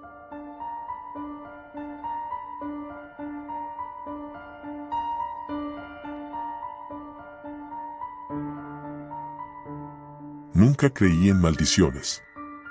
Siempre pensé que esas historias eran solo para vender libros de misterios o atraer turistas a ruinas antiguas. Incluso cuando estaba estudiando arqueología, mis profesores hablaban de ellas con una sonrisa irónica, como si fuera parte de la tradición, pero nada más. Hasta que me topé con el sarcófago. Ahí, todo cambió. Mi nombre es Paula, y esta es la historia de cómo una simple expedición arqueológica se convirtió en mi peor pesadilla. Era una tarde calurosa de agosto cuando llegamos al sitio. Un grupo pequeño, 4 personas en total, el profesor Gómez, el jefe de la expedición, Claudia, una estudiante de doctorado que ya había trabajado en varias excavaciones importantes, Alejandro, el experto en conservación, y yo, que acababa de terminar mi segundo año en la universidad. Este era mi primer viaje real al campo y estaba emocionada de aprender todo lo que pudiera. Nos encontrábamos en Egipto, en una zona cercana a Saqqara, donde el gobierno había aprobado una excavación después de que unos pastores locales reportaran la aparición de un túnel oculto tras un derrumbe. Las autoridades habían investigado y decidido que, efectivamente, podría ser el hallazgo de una tumba desconocida. Y allí estábamos nosotros, listos para abrirla. El primer día fue más de trabajo preliminar que otra cosa. Organizamos el campamento y revisamos los registros geológicos. Pero a la mañana siguiente, comenzamos a excavar. Fue alrededor del mediodía cuando la pala de Alejandro golpeó algo sólido bajo la arena. Al principio pensamos que sería una roca, pero al despejar más el área, vimos que era una entrada sellada. Un portal de piedra, decorado con jeroglíficos apenas visibles por el paso del tiempo, pero no tan deteriorados como para ser irreconocibles. Claudia y el profesor Gómez se emocionaron, y con razón. Algo nos decía que esta tumba no había sido tocada en milenios. Lo que descubrimos dentro era aún más sorprendente. Bajamos con cuidado por un pasillo de piedra hasta una cámara amplia, oscura y fría, que se extendía más allá de la luz de nuestras linternas. Estaba casi vacía, salvo por un gran sarcófago de granito negro en el centro de la sala, de apariencia imponente. No tenía los ornamentos dorados que suelen encontrarse en las tumbas de faraones, pero su diseño era intrigante. Parecía más antiguo que cualquier cosa que hubiéramos visto antes, más rudimentario y, de alguna manera, más oscuro. «Debe haber algo importante aquí», murmuró Claudia mientras inspeccionaba las inscripciones. Yo me acerqué al sarcófago, fascinada. No soy una experta en jeroglíficos, pero las inscripciones que cubrían la piedra no parecían del todo egipcias. Las formas eran más toscas, casi primitivas, como si hubieran sido grabadas con prisa o con furia. Sentí un escalofrío recorrerme la columna vertebral y retrocedí instintivamente. «No reconozco este tipo de trabajo», dijo Alejandro, visiblemente confundido. «Esto no es algo que se encuentre normalmente». El profesor Gómez asintió, más emocionado que preocupado. «No hay duda de que esto es único. Tenemos que abrirlo». Algo dentro de mí gritaba que no debíamos hacerlo, pero ¿quién iba a escuchar a un estudiante de segundo año? Además, mi racionalidad me decía que no había nada que temer. Sin embargo, mientras Alejandro y el profesor Gómez preparaban las herramientas, noté que Claudia estaba incómoda, mordisqueándose las uñas, un hábito que había visto en ella solo cuando estaba realmente nerviosa. Abrir el sarcófago no fue fácil. El granito era espeso y la tapa estaba sellada con una mezcla de resina endurecida que había sobrevivido al paso de los siglos. Trabajamos hasta bien entrada la tarde, con el sol ya comenzando a ponerse y las sombras alargándose en la cámara. Finalmente, con un crujido sordo, logramos mover la tapa apenas lo suficiente para ver el interior. El olor fue lo primero que noté. No era el hedor típico de un cuerpo en descomposición, ni el polvo seco de una tumba cerrada. Era algo más, algo extraño, como si el aire mismo dentro del sarcófago hubiera cambiado con el tiempo, volviéndose rancio y cargado de un olor químico, metálico, pero a la vez extraño, difícil de identificar. «Dios mío», murmuró Alejandro, encendiendo una linterna más potente y apuntando hacia el interior. Esperábamos encontrar una momia, tal vez un faraón olvidado o un noble enterrado en secreto. Pero lo que había dentro era algo diferente. Algo que, en ese momento, no comprendimos. El cuerpo estaba envuelto en tiras de lino, sí, pero no era un humano. O al menos, no lo parecía. Era más delgado, los huesos parecían demasiado largos y las extremidades estaban torcidas de una manera antinatural. Y la cara, no había una cara. No quedaba más que un agujero profundo donde debería haber estado el rostro. El silencio cayó sobre nosotros mientras todos tratábamos de procesar lo que estábamos viendo. ¿Qué es esto?, dijo Claudia, dando un paso atrás. El profesor Gómez parecía fascinado. Se inclinó sobre el borde del sarcófago, susurrando para sí mismo palabras que no pude entender. Alejandro, sin embargo, retrocedió, claramente incómodo. «Esto no está bien», dijo, apagando su linterna. «No deberíamos estar aquí». Yo también sentía lo mismo. Algo en el ambiente había cambiado. La temperatura había descendido drásticamente y una sensación de opresión llenaba el aire. Intenté calmarme, recordándome que solo eran nervios, pero cuanto más tiempo pasaba en esa cámara, más sentía como si algo estuviera observándonos. Fue entonces cuando el profesor Gómez decidió tocar el cuerpo. Todo ocurrió en un instante.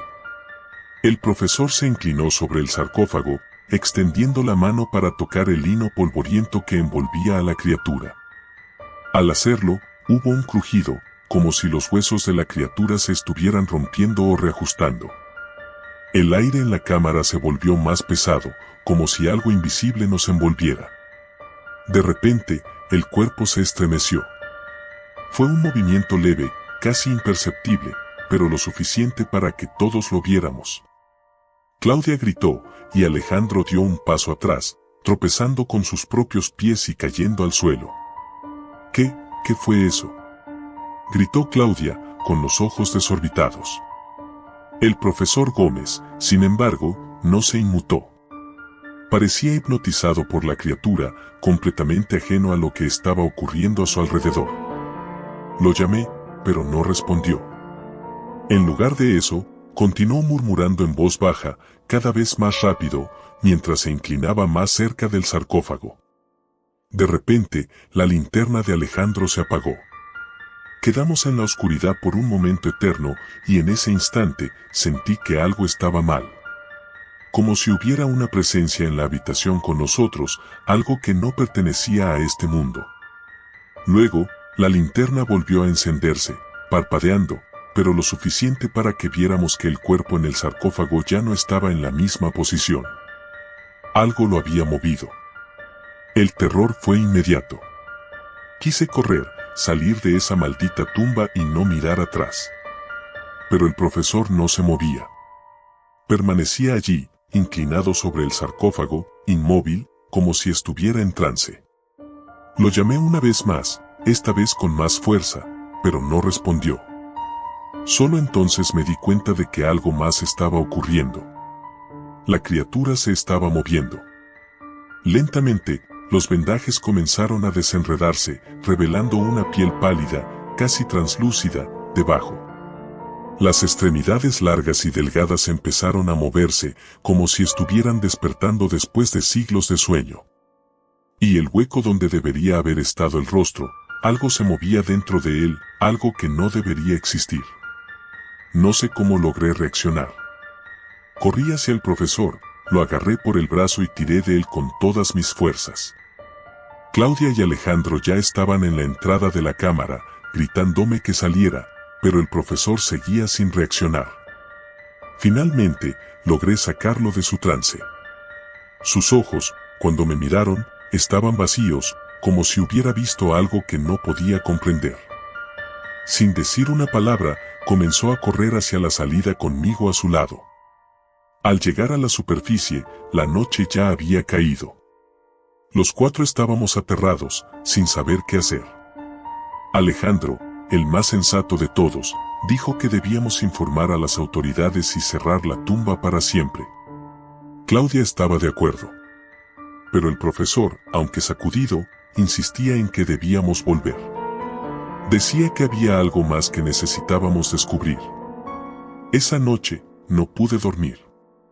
Escuchaba ruidos, como susurros que parecían provenir de las paredes de mi tienda. Cada vez que cerraba los ojos, veía a esa criatura, moviéndose lentamente en mi mente. Y sentía una presencia, una sombra que se cernía sobre nosotros. A la mañana siguiente, cuando salí de mi tienda, me di cuenta de que el profesor Gómez no estaba en el campamento. Ni Alejandro ni Claudia sabían dónde había ido, pero no tardamos mucho en descubrirlo. Lo encontramos dentro de la cámara, frente al sarcófago, murmurando las mismas palabras que había susurrado el día anterior. Pero esta vez, algo más había cambiado. La criatura, o lo que quedaba de ella, estaba de pie, a su lado. No era un cuerpo inerte.